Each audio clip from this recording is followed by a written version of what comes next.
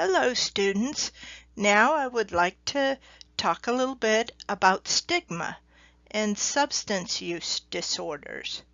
This is part of a curriculum infusion project on opiate use disorders developed in 2019 by the Pacific Southwest Addiction Technology Transfer Center.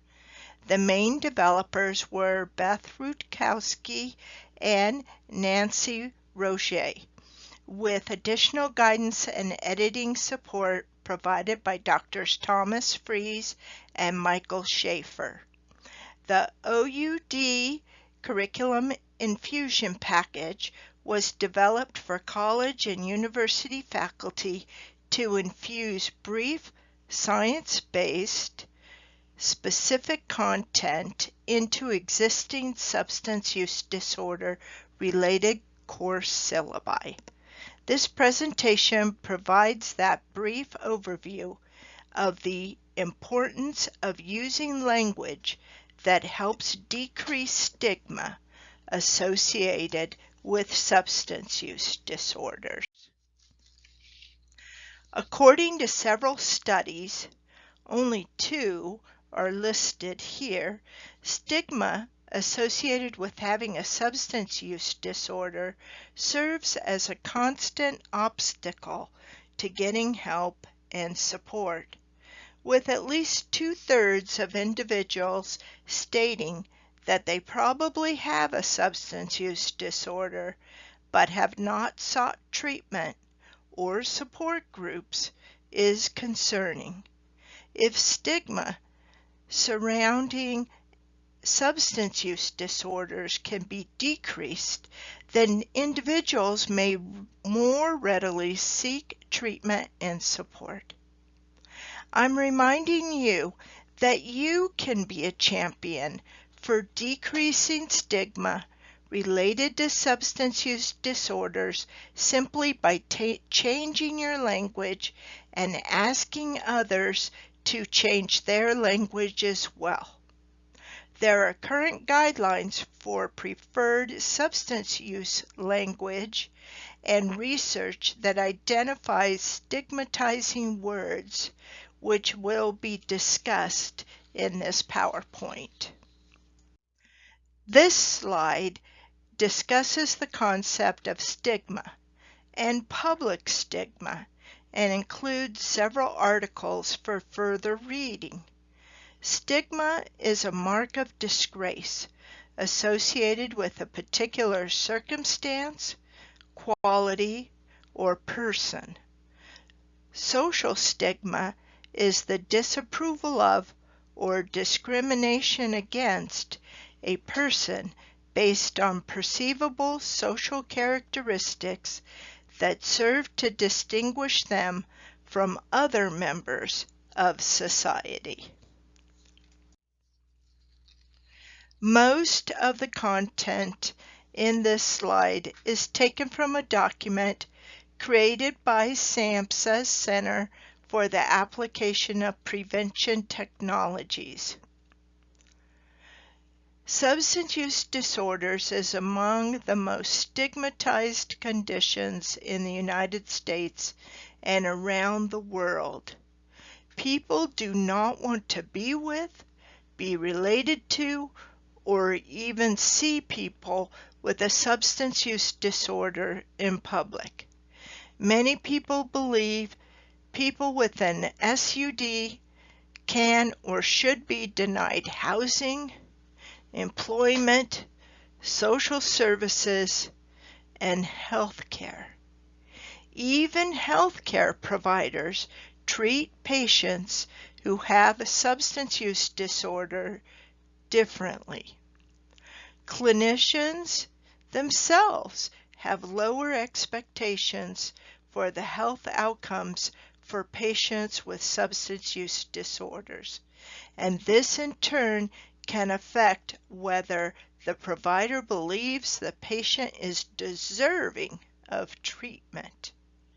Some healthcare providers falsely believing that substance use disorders are within a person's control and so they cite feelings of frustration and resentment when treating patients with substance use disorders. Can you imagine any healthcare provider feeling the same way about a patient who has a different medical condition? Let's say cancer, for example. Can you imagine a healthcare professional saying, well, if you just hadn't smoked, you wouldn't have gotten that lung cancer, and then feeling frustrated because the person has lung cancer? That just doesn't make any sense. Stigma needs to be reduced and eliminated.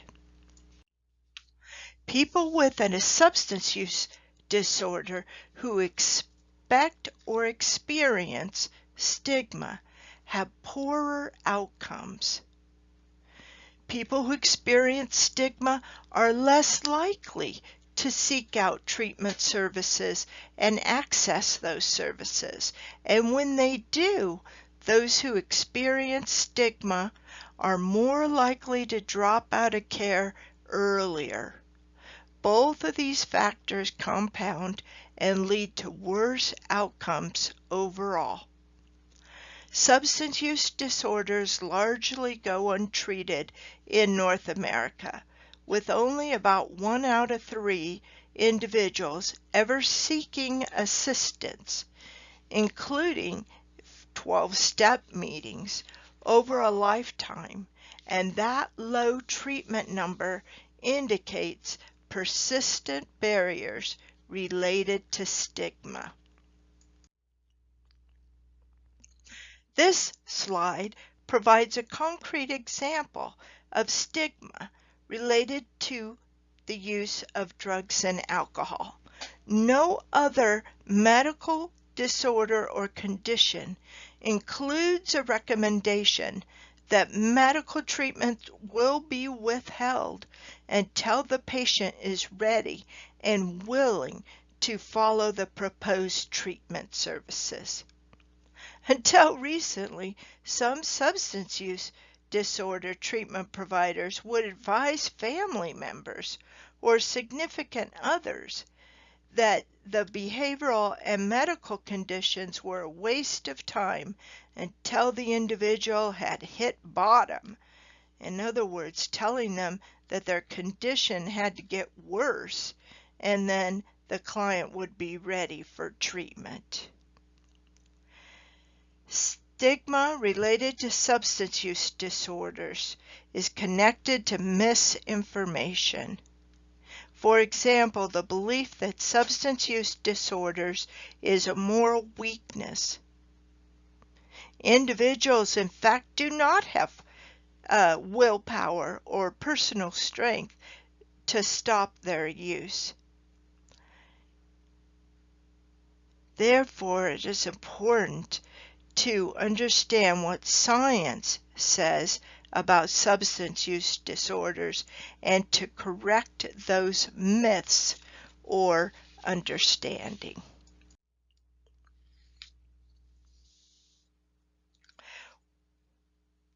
I'd like for you to think about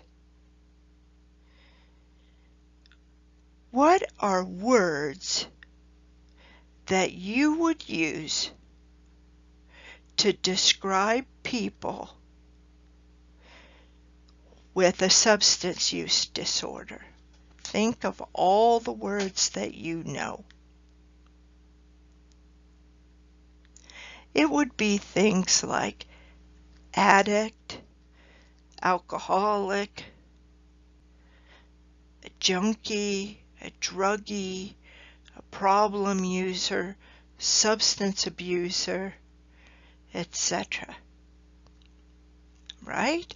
Write down all of the words that you can think of that you have heard. On the second side of your piece of paper, I'm going to ask you to come up with terms for recovery or people in recovery. Go ahead, write them down. Some examples might include recovered, recovering, clean, sober, recovery-oriented, addiction management, substance use treatment, rehab. Again, I'm encouraging you to write about as many terms as you can think of that describe recovery or treatment. Which words on the piece of paper do you respond to positively? And which words do you respond negatively? There may not be a correct answer, and it's important to acknowledge that terms may be offensive to some people, but proud identifiers for others. The goal of this conversation is to develop some norms about how to talk about people in recovery, with a focus on person-centered language that highlights the problem of addiction rather than moral qualities of the person who struggles with addiction. On your piece of paper, circle the terms that you think are most supportive and person-centered.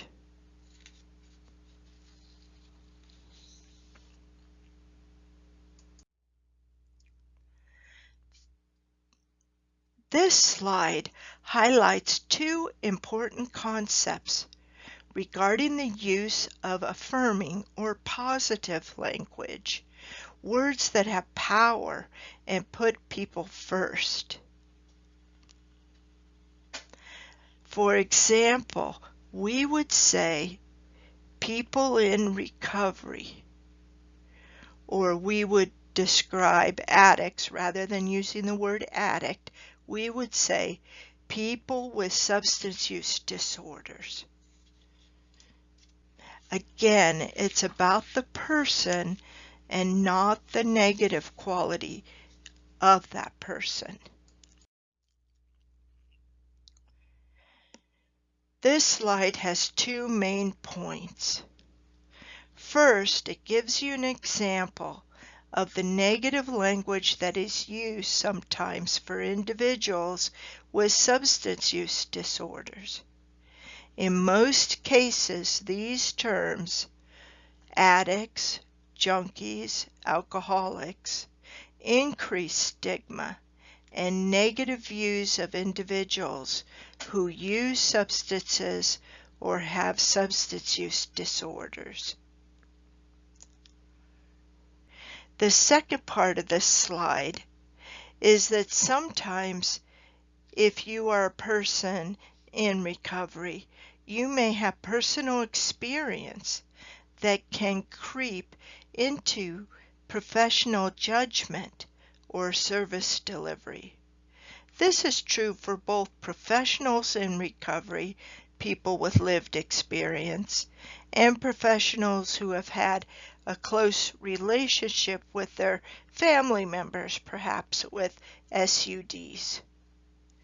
We are cautioning professionals in recovery to avoid using your own personal experience with substance use disorders and recovery as a roadmap for how treatment and recovery should be.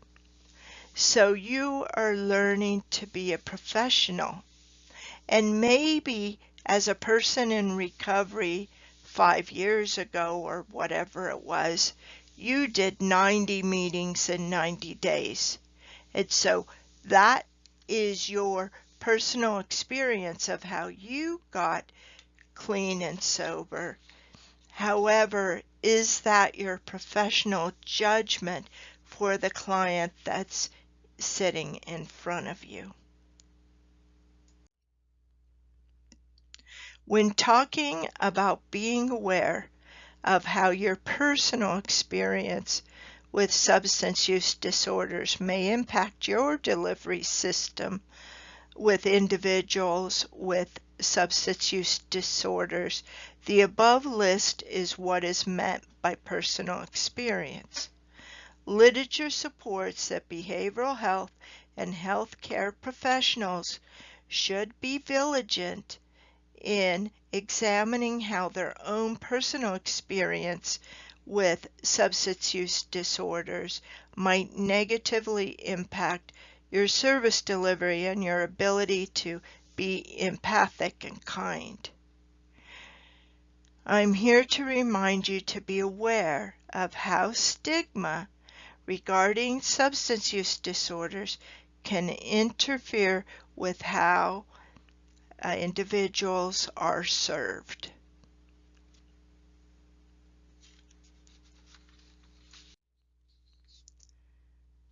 These 5 suggestions are helpful to assist you as you become a professional in checking your language. Bullet points 1 and 2 are fairly self-explanatory. An example that is useful for explaining bullet point number 3 is the term dirty or clean urine tests. Instead, referring to drug and alcohol urine tests, use the phrase dirty or clean. Instead of that, say, Mary's urine test results were positive for marijuana. This communicates a clear and consistent message rather than saying Mary had a dirty urine test, which does not provide specific information. Also, the word dirty possesses a negative connotation. An example for the last 2 bullets include, let's say you said, Joe is a really bad alcoholic. And now we are going to see a surge of these drug babies, which will negatively impact our schools. Both of these comments are unhelpful and do nothing to increase understanding and empathy.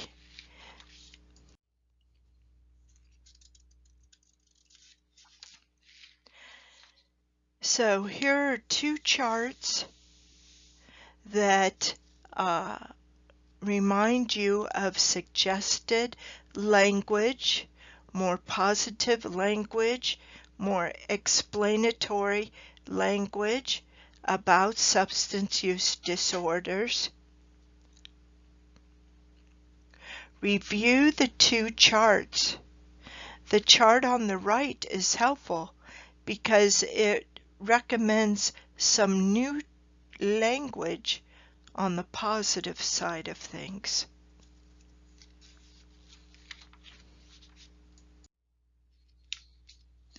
The goal is to be more effective and more respectful treatment for people struggling with substance use, as well as for their families.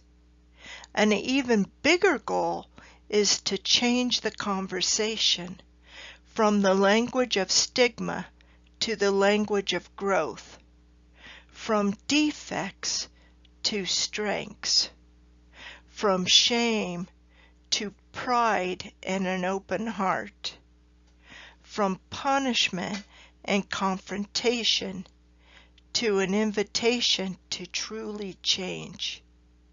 And to change that conversation, we rely on science and kindness.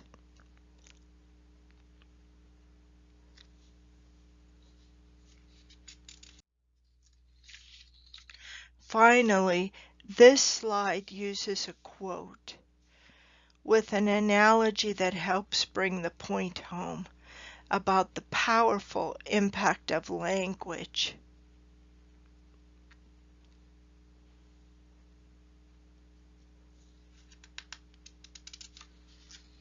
Anything that you can do in your classroom, in your reading, in your writing, in your conversations to create more positive, objective, science-based information about substance use disorders will go a long way to changing the labels and changing the understanding of substance use disorders over the long term.